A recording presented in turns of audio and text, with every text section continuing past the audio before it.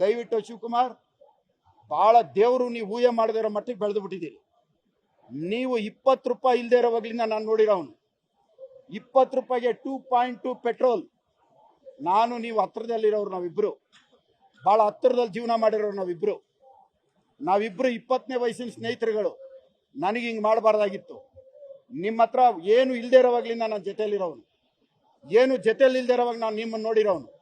ನಿಮ್ಮ ಹತ್ರ ಒಂದು ಹಳೆ ಜಾವ 4,000 ರೂಪಾಯಿ ಅದ್ರ ಬೆಲೆ, 20 ರೂಪಾಯಿ ನೋಟ್ ಎತ್ಕೊಂಡಾಗ ಪೆಟ್ರೋಲ್ ಬ್ಯಾಂಕಲ್ಲಿ ಪೆಟ್ರೋಲ್ 2.2. ಇದನ್ನ ನಾವಿಬ್ರು ಬದುಕಿರೋದು. ದೇವರು ನಿಮ್ಮ ಈ ಮಟ್ಟಕ್ಕೆ ತಂದು ಒಂದು ಮುಖ್ಯಮಂತ್ರಿ ಆಗೋ ಮಟ್ಟಕ್ಕೆ ಇನ್ನು ಮುಂದಕ್ಕಾದ್ರೂ ತಿದ್ಕೊಂಡು ಒಂದು ಮಾನವರಾಗಿ ಒಂದು ಮನುಷ್ಯತ್ವ ಇಟ್ಕೊಂಡು ಜೀವನ ಮಾಡಿ, ಇಷ್ಟು ಕೀಳು ಮಟ್ಟದ ಹನಿ ಟ್ರಾಪ್ ಹೋಗ್ಬಿಟ್ಟು ಕುಟುಂಬಗಳನ್ನ ಹಾಳು ಮಾಡೋಂಥದಕ್ಕೆ ಹೋಗ್ಬೇಡ್ರಿ. ನಿಮ್ಗೂ ಒಂದು ಕುಟುಂಬ ಇದೆ. ಶಿವಕುಮಾರ್, ನಿಮ್ಗೊಂದು ಜ್ಞಾಪಕ ಇದೆಯೋ ಇಲ್ಲ ಗೊತ್ತಿಲ್ಲ, ಇವತ್ತು ಜ್ಞಾಪಿಸ್ತೀನಿ. 2013ರಲ್ಲಿ KPCC ಅಧ್ಯಕ್ಷರಾವತ್ತು ಪರಮೇಶ್ವರ್ ಅವರು ಅವತ್ತು ಸೋತೋಗಿರ್ತಾರೆ. ಕಾಂಗ್ರೆಸ್ ಆಫೀಸಲ್ಲಿ ನಾವೆಲ್ಲ ಗೆದ್ದು ಬಂದಿರ್ತೀವಿ. ಆವತ್ತು ನೀವು ಕುಂತು ಮೀಟಿಂಗ್ ಮಾಡುವಾಗ ಪರಮೇಶ್ವರ್ ಸೋತೋಗಿರ್ತಾರೆ.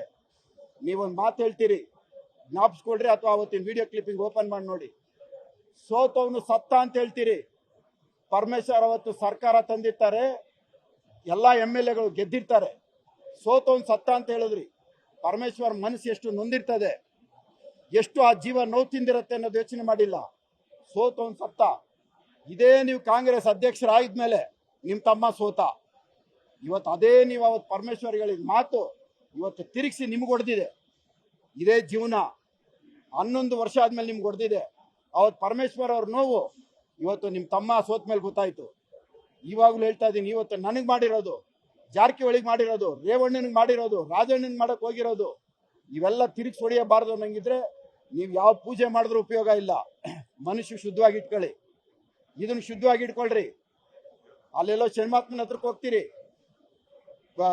ಪ್ರತ್ಯಾಂಗಿನ ಹತ್ರಕ್ಕೆ ಹೋಗ್ತೀರಿ, ಅಜ್ಜಯ್ಯನ ಹತ್ರಕ್ಕೆ ಹೋಗ್ತೀರಿ. ಇವತ್ತು ನಾನು ಹೌಸಲ್ಲಿ 3 ಫೋಟೋಗಳು ತಂದಿದ್ದೆ ದೇವ್ರುಗಳದ್ದು.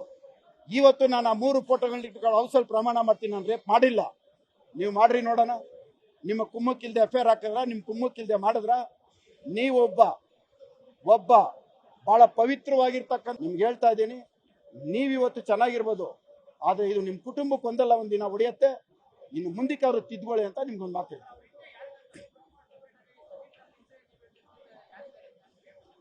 ನೋಡ್ರಿ, ಕಂಪ್ಲೀಟ್ ಇವ್ರದೇ team. DK Shivakumar honey trap team ಇದು ನಿಮ್ಗೆ ಯಾರು ಅಂತ ನಿಮ್ಗೆ ಇನ್ನೂ ಸ್ಪಷ್ಟವಾಗಿ ಬೇಕು ಅಂದ್ರೆ ಲಾಸ್ಟ್ SIT ನಲ್ಲಿ ಒಬ್ಬರನ್ನ ಒಂದು 4-5 ಜನ ಅರೆಸ್ಟ್ ಮಾಡಿದ್ರು ಜಾರಕಿಹೊಳಿ ಕೇಸ್ ಆದಾಗ. ಅವ್ರು ಯಾರು ಅಂತ ತಿಳ್ಕೊಳ್ರಿ.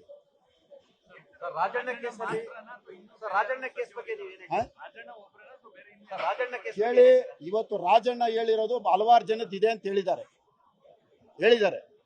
ನನಗೆ ಗೊತ್ತಿದ್ದಂಗೆ ಇವ್ರ ಹತ್ರ ರಾತ್ರಿ 2 ಗಂಟೆಗೆ ಈ ಹನಿ ಟ್ರಾಪ್ ಮೀಟಿಂಗ್ ಮಾಡೋದಿಲ್ಲ. ಹನಿ ಟ್ರಾಪ್ ಮೀಟಿಂಗು 2 ಗಂಟೆಗೆ ಮಾತಾಡ್ತಾರೆ. ನನ್ನ ಮೀಟಿಂಗ್ ಮಾಡಿರೋದು ನನಗೆ ಚೆನ್ನಾಗಿ ಗೊತ್ತಿದೆ. ನಾನು ರಾಜೀನಾಮೆ ಕೊಟ್ಟ ಮೇಲೆ ಮುನಿದೇನಾಯ್ತು ಅಂತ ಕೇಳ್ತಾರೆ. ಇಲ್ಲ, ಮುನಿದ್ ಆಗ್ತಾ ಇಲ್ಲ. ಹಂಗಾರೆ ಜಾರಕಿಹೊಳಿದ್ ಆಗೈತೆ. ಜಾರಕಿಹೊಳಿಗಿಂತ ಮುನಿದ್ ಫಸ್ಟ್ ಮಾಡು, ಅವನ್ ಬೈ ಎಲೆಕ್ಷನ್ ಬರುತ್ತೆ. ಇದು ನನಗೆ ಗೊತ್ತಿತ್ತು.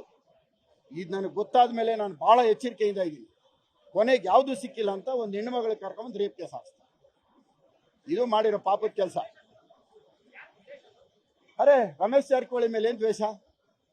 ರಾಜಣ್ಣ ಏನ್ ಪಾಪ ಮಾಡವ್ರೆ ಹೇಳಪ್ಪ? ರಾಜಣ್ಣ ಏನ್ ತಪ್ಪು ಮಾಡವ್ರೆ? ರಾಜಣ್ಣನ ಸಬ್ಜೆಕ್ಟ್ ಗುಸ್ಗುಸ ಅಂತ ಇತ್ತು ಅಂತ ನಾನೇ ಹೇಳಿದ್ದೆ.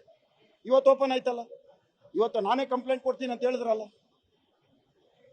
ರಮೇಶ್ ರೇವಣ್ಣನ ನೀವು ಇನ್ನೊಬ್ಬರ ಬಗ್ಗೆ ನಾನು ಮಾತಾಡಲ್ಲ. ರೇವಣ್ಣನ ಎತ್ಕೊಂಬಂದು ಮಾಡ್ಬಿಟ್ಟು ದೇವೇಗೌಡರು ನೀವು ಕೋರ್ಟಲ್ಲಿ ಇನ್ನು ಬೇಲ್ ಆರ್ಡರ್ಗಿತ್ತು ಹೋಗಿದೆ. ದೇವೇಗೌಡರ ಮನೆ ಬಾಗಿಲಲ್ಲಿ ಪೊಲೀಸ್ ಅವ್ರು ನಿಲ್ಸಿ ಕೊಳ್ಳಪಟ್ಟಿ ಹಿಡ್ಕೊಂಡು ಎಳ್ಕೊಂಬನ್ನಿ ಅಂತ ಹೇಳಿದ್ರಲ್ಲ. ರೇವಣ್ಣ ಏನು ಓಡೋಗ್ಬಿಡ್ತಾ ಇದ್ರ? ರೇವಣ್ಣ ತಲೆ ಮರೆಸ್ಕೊಂಡು ಹೋಗ್ತಾ ಇದ್ರ? ಬೇಲ್ ಕ್ಯಾನ್ಸಲ್ ಆಗಿದೆ ಬನ್ನಿ ಅಂದ್ರೆ ರೇವಣ್ಣ ಸ್ಟೇಷನ್ಗೆ ಹೋಗ್ತಾ ಇದ್ರು. ದೇವೇಗೌಡರ ಮನೆ ಬಾಗಿಲು ತಟ್ಟಿ ಎಳ್ಕಮ್ಮ ಅನ್ನೋದೇನಿತ್ತು? ಇಷ್ಟೊಂದು ದ್ವೇಷ ಯಾಕೆ ಬೇಕಾಗಿತ್ತು DK ಶಿವಕುಮಾರ್ಗೆ? ದೇವೇಗೌಡರ ಮನೆ ಒಡೆದಾಕ್ಬಿಟ್ಟು ಬಾಗಿಲು ಹೊಡೆದು ಎಳ್ಕಮ್ಮ ಅಂತ ಹೇಳೋದು ಇವೆಲ್ಲ ದೇವ್ರ ಮೆಚ್ತಾನ? ದೇವ್ರ ಮೆಚ್ಚೋ ಕೆಲಸನ ಇದು?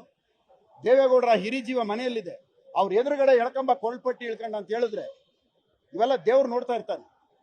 ಇವೆಲ್ಲ ಕರ್ಮ. ಇವು ದೇವ್ರನ್ನವನು ಇದ್ದಾನೆ. ಇವತ್ತು ನನಗೆ ಗೊತ್ತಿದೆ, ನಾನು ಮೆಂಟಲಿ ಡಿಸೈಡ್ ಆಗಿದ್ದೀನಿ. ನಾನು ಸತ್ರು ಚಿಂತೆ ಇಲ್ಲ. ನನಗಾಗಿರೋ ನೋವು ಬಹಿರಂಗಪಡಿಸ್ಬೇಕು, ಅದಕ್ಕೆ ಮಾಧ್ಯಮದ ಮುಖಾಂತರ ಬಹಿರಂಗಪಡಿಸ್ಬೇಕು. ಇವಾಗ ತನಿಖೆ ಮಾಡಕ್ ಹೇಳಿದಾರೆ ತಾನೇ, ಆಗಿರೋದು ನಿಜ, ತನಿಖೆ ಮಾಡಕ್ ಹೇಳೋರೆ. ನಂದು ಆಗೋಗಿದೆ, ನಾನೀಗ ಎನ್ಕ್ವೈರಿ ಮಾಡಿಸ್ತೀನಿ. ನಾನಿವರು ಹೋಮ್ ಮಿನಿಸ್ಟ್ರಿಗೆ ಇವಾಗ ಕಂಪ್ಲೇಂಟ್ ಕೊಡ್ತೀನಿ, ಕಂಪ್ಲೀಟ್ ಚರಿತ್ರೆ. ಅಶೋಕ್ ನಗರ್ ಸ್ಟೇಷನಲ್ಲಿ ಧರ್ಮೇಂದ್ರ ಬಂದು ನನಗೆ ಹೇಳಿದ್ರನ್ನ ವಿಡಿಯೋ ಫುಟೇಜ್ ಇದೆ, ನನ್ನ ಹತ್ರ ಮಾತಾಡಿರೋದಿದೆ, ನನಗೆ ಬಂದು ಎದುರಿಸಿರೋದಿದೆ, ನೀನು ಒಪ್ಕೋಬೇಕು ರಾಜೀನಾಮೆ ಕೊಡೋಕ್ಕೆ ಅಂತ ಹೇಳಿರೋದಿದೆ. ನಾನು ಯಾವಾಗ ಒಪ್ಕೊಂಡಿಲ್ಲ, ಮಾರನೇ ದಿವಸ ನನಗೆ ಅಟ್ರಾಸಿಟಿಯಲ್ಲಿ ಬೇಲಾಗಿದ್ದ ತಕ್ಷಣ ರೇಪ್ ಕೇಸ್ ತಂದಿಡ್ತಾರೆ. ಅವತ್ತೇ ಇಂಥ ಪಾಪದ ಕೆಲಸಗಳು. ಏನು ಇಷ್ಟೊಂದು ದ್ವೇಷನ? ಏನ್ರಿ ಇದು? ಇಷ್ಟೊಂದು ಕರ್ಮನ? ಎಷ್ಟು ಶಾಂತಿಯುತವಾದಂಥ ರಾಜ್ಯ ಇದು? ಇಡೀ ದೇಶದಲ್ಲೆಲ್ಲ ಜೊತೆಯಲ್ಲಿದ್ದವರಿಗೆ. ಆವತ್ತು ಕಾಂಗ್ರೆಸ್ ಪಾರ್ಟಿಯಲ್ಲಿ ಇದ್ದಿದ್ದು ರಮೇಶ್ ಜಾರಕಿಹೊಳಿ, ಕಾಂಗ್ರೆಸ್ ಅಲ್ಲಿ ಇದ್ದಿದ್ದು. ಇವತ್ತು ಕಾಂಗ್ರೆಸ್ ಅಲ್ಲಿರುವಂತಹ ರಾಜಣ್ಣನಿಗೆ ನಾನು ಬಿಟ್ಟು ಬಂದಿದ್ದಕ್ಕೆ, ನನಗೆ ದೇವೇಗೌಡರ ಕುಟುಂಬ ಎದುರಾಕೊಂಡಿದ್ದಕ್ಕೆ ಅದು ರೇವಣ್ಣನಿಗೆ. ಏನಿವೆಲ್ಲ? ಹಿಂಗೂ ಬದುಕ್ಬೋದಾ? ಇಷ್ಟು ಕೆಟ್ಟಂದಲ್ಲಿ ಬದುಕ್ಬೋದಾ? ಇದು ಒಳ್ಳೇದಲ್ಲ ಇದು.